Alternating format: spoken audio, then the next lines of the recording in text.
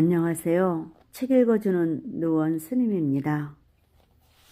인과 이야기, 억울하게 죽어 족제비가 된 남편. 외정 때 있었던 일이다. 평안도 어느 산골에서 살고 있던 사람이 장날에 돼지를 팔고 돈을 받았는데 75원이었다. 그때 75원은 적은 돈이 아니었다.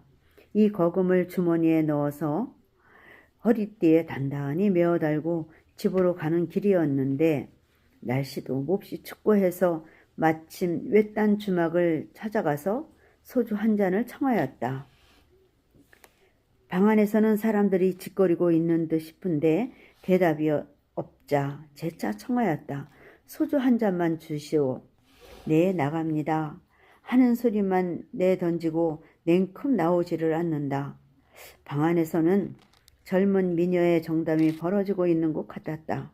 헌데 때마침 이 사람은 대변이 마려워서 그 주막 울타리 뒤 허술한 뒷간에 가서 허리띠를 풀어 울타리에 걸어놓고 용변을 보았다.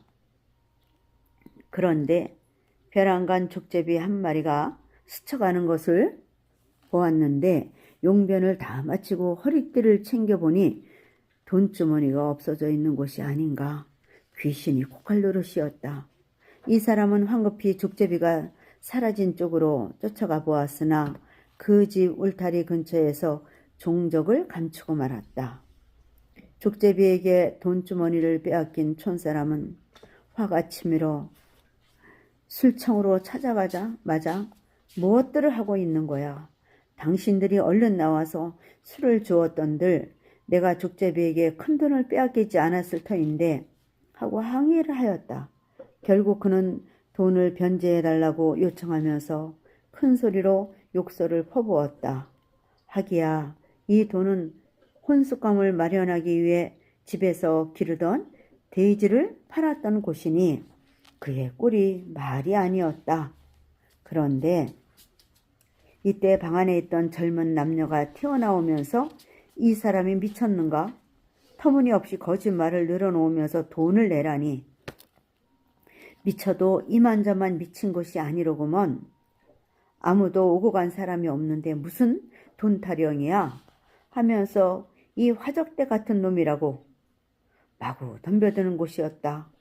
그래도 그는 매를 맞으면서도 소리 질렀다. 사람 도둑이 아니라 당신네 집 족제비가 훔쳐갔단 말이야. 이 말을 들은 주막집 사람들은 산골 사람을 아주 미친 사람 취급하였다. 이 사람이 참으로 정신이 돌았군. 족제비가 어떻게 돈주머니를 훔친단 말인가? 그런 엉터리 없는 수작 말고 어서 돌아가라. 하며 윽박질렀다. 그리하여 두 사람은 서로 멱살을 잡고 싸움이 벌어졌다. 서로 치고받고 하는 격투가 벌어진 곳이다. 이 광경을 지켜보고 있던 여자는 겁이 나서 그곳에서 멀지 아니한 경찰 주재소에 달려가서 고발을 하기에 이르렀다.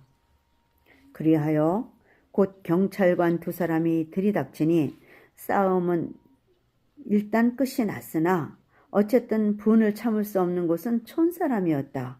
그래서 그는 자초지종을 소상히 설명하였는데 경찰관 역시 믿을 수 없다는 듯이 바른 말을 하라고 추궁을 하면서 도리어 우락부락 소리를 내지른다. 그러나 이 사람은 절대로 사실과 다름없다는 것을 재삼 강조하니 경찰관은 이 촌사람을 자세히 살펴보았다. 그의 허리춤을 보니 과연 새끼로서 허리띠를 하고 있는 곳이었다. 경찰관이 물었다. 그렇다면 그 족제비가 어느 쪽으로 갔느냐? 저 굴뚝 뒤로 갔습니다. 하였다.